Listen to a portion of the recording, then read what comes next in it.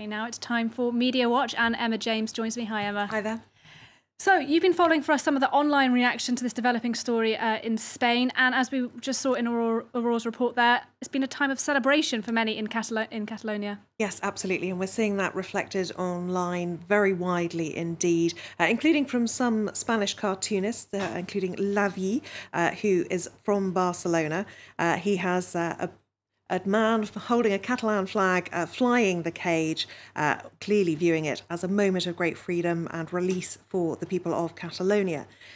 Looking elsewhere, Agence France Presse tweeting these images that show the celebrations both in the Catalan Parliament and also out on the streets. And those moments inside Parliament reflected here by Rafael Minder, who reports for the New York Times, saying that they were shouting freedom, freedom, collective shouting by Catalan separatists in Parliament, free for a few hours at least, because of course there is so much change going on as we speak. And of course, these people are no longer, in a sense, politicians, because now we're going to have further elections and we will wait and see what happens next with their political careers.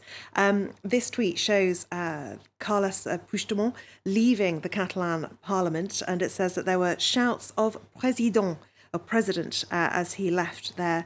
Lots of people celebrating him and really feeling that this is his baby, this is his moment of success, really. The vice president of the government tweeted that this, yes, we have won the freedom to build a new country. Interestingly, though, there's been very little from Carles Puigdemont today. Of course, it's the biggest day of his political career, without question. And many people, you can see he's got more than 500,000 followers waiting to see what his response. What he's got Absolutely. to say. Now, what did prompt him to take to his Twitter keyboard was when he saw this tweet from Donald Tusk, the president of the European Council. For the EU, nothing changes, says Donald Tusk. I hope the Spanish government favours force of argument, not argument of force. And of course, that prompted a response from Mr. Puigdemont. As you know, Catalans always favour the force of arguments, and the hashtag there, dialogue. We will have to wait and see whether there will be any dialogue between the Spanish government and the leaders in Catalonia. Indeed, and there are, of course, very strong differences of opinion on this issue, even within the Catalan region itself. Yes, absolutely. And probably one of the most interesting voices to listen to right now is the mayor of Barcelona, who's been pleading for there to be mediation. She wrote letters to 27 different European mayors not so long ago, just a few weeks ago, basically calling on them to put pressure on the EU to allow there to be mediation because Spain didn't want it.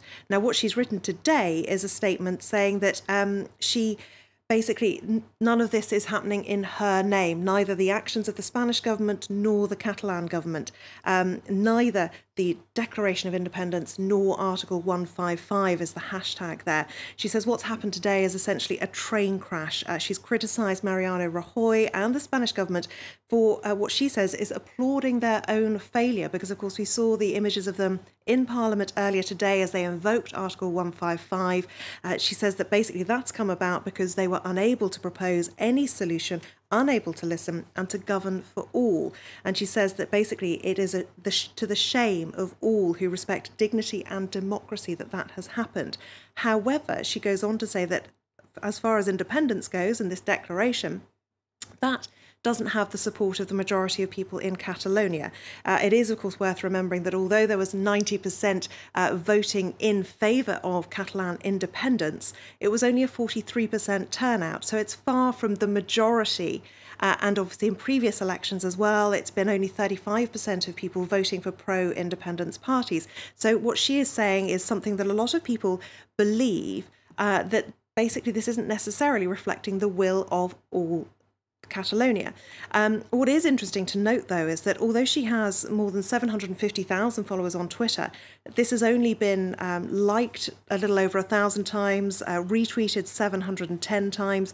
It's had a little more traction on Facebook, where some 14,000 people have reacted to it, but not huge numbers that you might imagine for somebody of her stature. Okay, and what of Carles Puigdemont himself? Some people, he's a little more than a villain, isn't he? Very much so. And certainly if you look at the Spanish press and those favourable to the Spanish government, this cartoonist included Miki y Duarte, and this has Carles Puigdemont leading a group of people off the edge of the cliff. They're all waving their Catalan flags, and what he says there is it's important not to look down. This artist has published a slew of cartoons today, and they really are very good, it has to be said.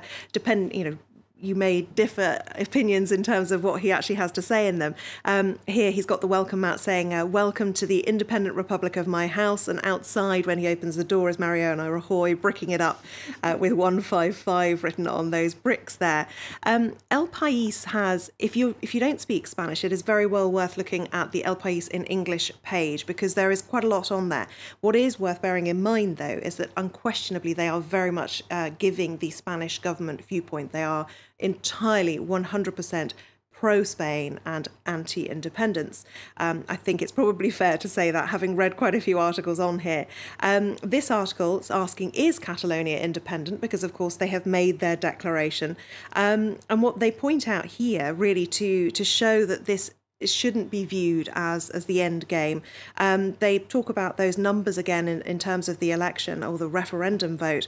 Pro-independence parties in Catalonia represent 2.5 million voters. That's out of 7.5 million people. So it really isn't a majority. This other article on their English pages as well talks about the fact that really, as far as they're concerned, the pro-independence movement has sunk to an all-time low, and they are blaming Carles Puigdemont for really pushing this forward, following his own agenda, not necessarily what is in the interests of the people of Catalonia. And they say that he has really rushed this through. And what they say is that dialogue, as far as he understands it, can only revolve around how to force Madrid to accept independence. One final word on this, another cartoon, a very similar theme. This one has a lemming leading them all off the edge of the cliff, and you can see they're all holding the Catalan flag there, and that is certainly a viewpoint that some are concerned about. The European flag there, wondering whether this will lead to some kind of contagion when it comes to nationalism and people of different areas seeking separatist agendas. Okay, Emma James with MediaWatch, thank you very much.